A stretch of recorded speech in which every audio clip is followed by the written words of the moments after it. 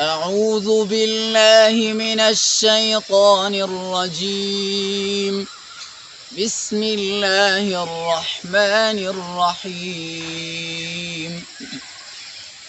إن في ذلك لذكرى لمن كان له قلب أو ألقى السمع وهو شهيد.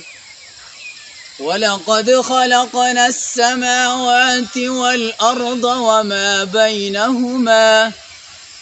وما بينهما في 6 أيام وما مسنا من لغوب. فاصبر على ما يقولون وسبح بحمد ربك قبل طلوع الشمس وقبل الغروب، ومن الليل فسبحه وأدبار السجود.